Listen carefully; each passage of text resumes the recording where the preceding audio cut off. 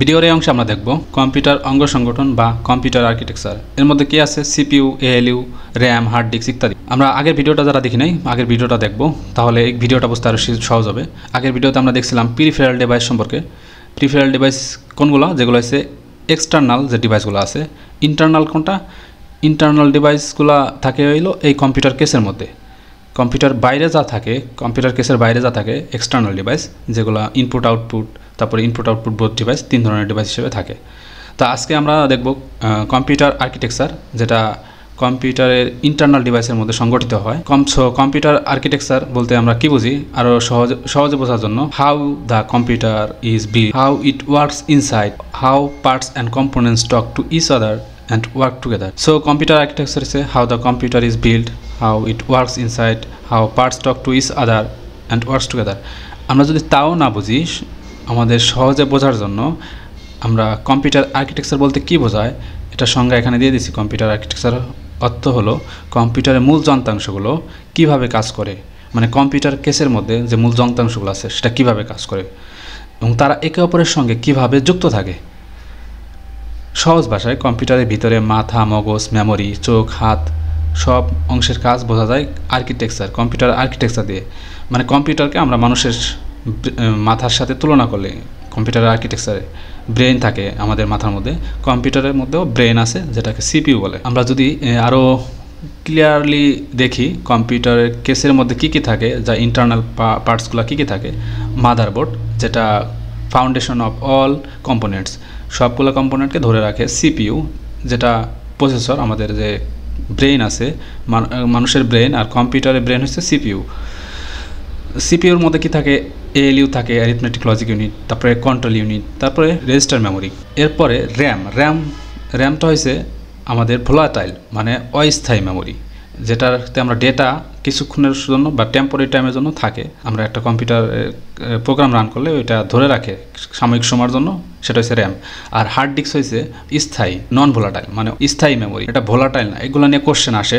এসএসডিও, GPU কম্পিউটারে অনেক ভারী কাজ করার জন্য, গেম খেলার জন্য, ভিডিও এডিটিং করার জন্য আমাদের গ্রাফিক্স কার্ডের দরকার হয়। পাওয়ার সাপ্লাই, যে কম্পিউটারে পাওয়ার সাপ্লাই হয়েছে কম্পিউটারের মধ্যে যে সবগুলা কম্পোনেন্টকে পাওয়ার দেয়। 8 নম্বরে সিপিইউ কুলার হয়েছে কম্পিউটারের প্রসেসরকে ঠান্ডা রাখার জন্য। কেস ফ্যান, কম্পিউটার কেসের মধ্যে যে ইন্টারনাল ডিভাইসগুলো আছে সেগুলোকে ঠান্ডা রাখার জন্য কেস ফ্যান ইউজ করি। বায়োস বা ইউএফআই চিপ যেটা মাদারবোর্ডের সাথে থাকে। এরপরে আসি মাদারবোর্ড। 1 নম্বরে মাদারবোর্ড দিতেছি। মাদারবোর্ড হয়েছে আমাদের কম্পিউটার কেসের মধ্যে সবগুলা ইন্টারনাল ডিভাইসগুলোকে বা কম্পোনেন্টগুলোকে ধরে রাখে, ফাউন্ডেশন হিসেবে মেইন বোর্ড হিসেবে কাজ করে। এরপর দেখি CPU, central processing unit.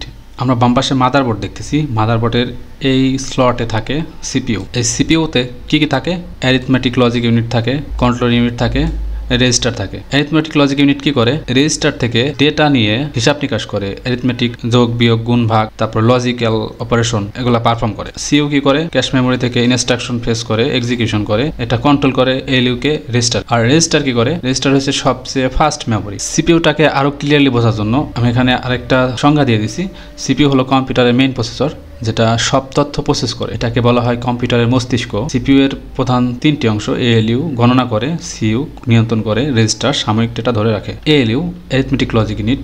ALU হলো সিপিইউর যেটা গাণিতিক ও যুক্তিগত কাজ করে, যেমন যোগ বিয়োগ, তুলনা, greater than, less than, equal, and or ইত্যাদি কাজ করে। উদাহরণ হিসেবে 3 + 2 5 = 8।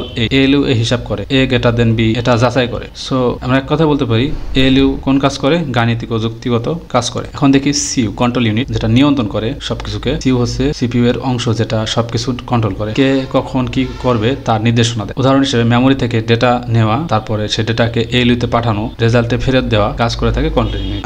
এরপর দেখি রেজিস্টার, সাময়িকভাবে ডেটা ধরে রাখে। রেজিস্টার হলো সিপিইউর ভিতরের অতি দ্রুত মেমোরি, সাময়িকভাবে ডেটা ধরে রাখার যতক্ষণ না প্রসেসিং শেষ হয়। উদাহরণ হিসেবে আপনি ক্যালকুলেটরে 2 + 2 চাপ দিলেন, রেজিস্টার ততক্ষণ তা ধরে রাখে যতক্ষণ না রেজাল্ট আসে। এই ডেটা ধরে রাখার কাজটা হচ্ছে রেজিস্টার করে। দ্রুততম মেমোরি কোনটি?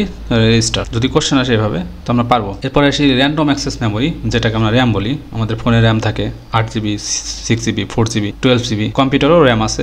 RAM random access memory. RAM হলো কম্পিউটারের অস্থায়ী মেমোরি, যেটাকে ভোলাটাইল বলা হয়। কম্পিউটার চলাকালীন সময়ে প্রোগ্রাম চালানোর জন্য ব্যবহার হয়। আমরা যখন একটা সফটওয়্যার রান করি, কম্পিউটার বা ফোনে অ্যাপস রান করি, তখন ওইটা রান হয় র্যামে, অস্থায়ী মেমোরি। মনে রাখার উপায়, কম্পিউটার বন্ধ হলেই র্যামের সব তথ্য মুছে যায়। এরপর র্যাম কেমন মেমোরি, অস্থায়ী, র্যামের ফুল ফর্ম কি, র্যান্ডম অ্যাক্সেস মেমোরি, এগুলা কোশ্চেন আসে থাকে। হার্ড ডিস্ক সম্পর্কে আমরা যদি জানতে চাই, তাহলে হার্ড ডিস্ক হলো কম্পিউটারের স্থায়ী স্টোরেজ, যেখানে ডেটা স্থায়ীভাবে ধরে রাখে, ডেটা সফটওয়্যার অপারেটিং সিস্টেম থাকে এখানে। হার্ড ডিস্ক হচ্ছে কম্পিউটারের ঘরবর্তী ফাইল ক্যাবিনেট, স্থায়ী স্টোরেজ হার্ড ডিস্ক। এরপরে শেষে আমরা 5টা এমসিকিউ রাখছি, যেগুলো বিসিএস এর প্র্যাকটিস হিসেবে কাজ করবে।